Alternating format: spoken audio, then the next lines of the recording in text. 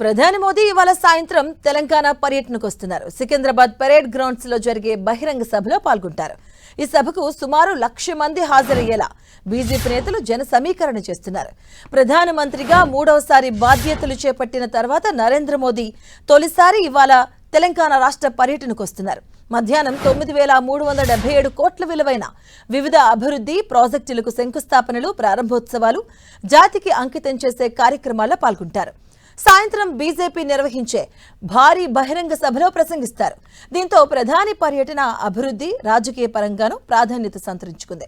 ఇక ఇటీవల జరిగిన 4 రాష్ట్రాలు, ఒక కేంద్రపాలిత ప్రాంత ఎన్నికల్లో బీజేపీ మంచి ఫలితాలు సాధించిన నేపథ్యంలో ప్రధాని హైదరాబాద్ పర్యటనపై ఆసక్తి నెలకొంది. ఇక ఇదే సమయంలో నరేంద్ర మోదీ టీడీపీ, జనసేన అధినేతలు, ఏపీ ముఖ్యమంత్రి, ఉప ముఖ్యమంత్రులైన చంద్రబాబు, పవన్ కళ్యాణ్లతోనూ భేటీ కాబోతూ ఉండడం మరింత ఆసక్తిని పెంచుతుంది. కమలనాథుల ప్రధాని పర్యటనను ప్రతిష్టాత్మకంగా తీసుకుని బహిరంగ సభకు భారీ జన సమీకరణ చేస్తున్నారు. ప్రధాని పర్యటన బిజీగా సాగబోతుంది. సుమారు 3 గంటలకు పైగా నగరంలో పర్యటించబోతున్నారు మోదీ.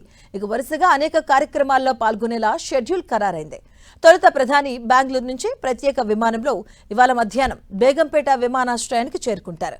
ఇక అక్కడి నుంచి రోడ్డు మార్గంలో హెచ్ఐసిసికి వెళ్తారు.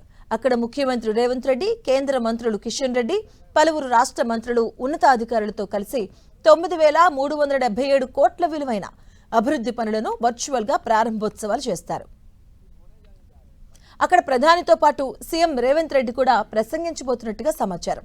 అనంతరం ప్రధానమంత్రి గచ్చిబౌలికి వెళ్లి సాయి సింధు హాస్పిటల్ను ప్రారంభిస్తారు. ఇక పరేడ్ గ్రౌండ్స్ లో చేపట్టిన బహిరంగ సభా ప్రాంగణం దగ్గర మోదీ సాయంత్రం 6:15 నుంచి 7 గంటల వరకు ఉంటారు. ప్రజలను ఉద్దేశించి ఆయన 40 నిమిషాల పాటు మాట్లాడే అవకాశం ఉంది. ఇక అంతకుముందు కేంద్ర మంత్రి కిషన్ రెడ్డి, బీజేపీ రాష్ట్ర అధ్యక్షుడు రామచంద్రరావు ప్రసంగిస్తారు. సభా ప్రాంగణాన్ని ఎస్పీజీ బృందాలు ఇప్పటికే స్వాధీనం చేసుకుని 3 రోజులుగా ముమ్మరంగా తనిఖీలు చేస్తున్నాయి. సభా ప్రాంగణంలో సామాన్య ప్రజలతో పాటు పలువురు స్వామీజీల కోసం ప్రత్యేక గ్యాలరీస్ ను ఏర్పాటు చేశారు. నరేంద్ర మోదీ భారీ కటౌట్లతో ప్రాంగణం కాషాయమయమైంది. ఇక రాష్ట్ర వ్యాప్తంగా అన్ని లోక్సభ, అసెంబ్లీ నియోజకవర్గాల నుంచి భారీ జన సమీకరణ చేస్తుంది బీజేపీ. ఇక ప్రధానికి స్వాగతం పలికేందుకు బీజేపీ రాష్ట్ర నాయకత్వం విస్తృత ఏర్పాట్లు చేసింది. బేగంపేట విమానాశ్రయం, సాయి సింధు ఆసుపత్రి, పరేడ్ గ్రౌండ్స్ లో ప్రత్యేక లైనప్ ఏర్పాటు చేస్తున్నారు. సింధు ఆసుపత్రి వద్దకు పద్మశ్రీ అవార్డు గ్రహీతలను కూడా ఆసుపత్రి నిర్వాహకులు ఆహ్వానించినట్టుగా తెలుస్తుంది. ఇక ఆసుపత్రిలో ప్రధాని 15 నుంచి 20 నిమిషాలు ఉండే అవకాశం ఉంది. పరేడ్ గ్రౌండ్స్ వద్ద ప్రధానికి స్వాగతం చెప్పేందుకు ఇటీవల మున్సిపల్ ఎన్నికల్లో గెలిచిన సుమారు 100 మంది కార్పొరేటర్లతో లైనప్ ఏర్పాటు చేయించాలని బీజేపీ నిర్ణయించింది. ఇక ఈ మేరకు కరీంనగర్, నిజామాబాద్, మహబూబ్ నగర్, రామగుండం, మంచిర్యాల, నల్గొండ కార్పొరేషన్ల నుంచి గెలిచిన కార్పొరేటర్లను రప్పించారు. 2,000 మందికి పైగా పోలీసులతో భారీ భద్రతా ఏర్పాట్లు చేశారు. ఆక్టోపస్, ఎన్ఎస్జీ ప్రత్యేక దళాలతో కట్టుదిట్టమైన నిఘాను ఏర్పాటు చేశారు. పరేడ్ గ్రౌండ్స్ పరిసర ప్రాంతాలు, రూట్లు, పార్కింగ్ ప్రాంతాలన్నీ కూడా సీసీ కెమెరాల నిఘాలోకి వెళ్లాయి. జాయింట్ కమాండ్ కంట్రోల్ రూమ్ ద్వారా ఇక రియల్ టైమ్ మానిటరింగ్ చేస్తున్నారు. Bomb disposal, sniffer dogs teams తో యాంటీ సబోటేజ్ తనిఖీలు జరుగుతున్నాయి. అలాగే ప్రవేశ ద్వారాల వద్ద అధునాతన స్కానర్స్ ను ఏర్పాటు చేశారు.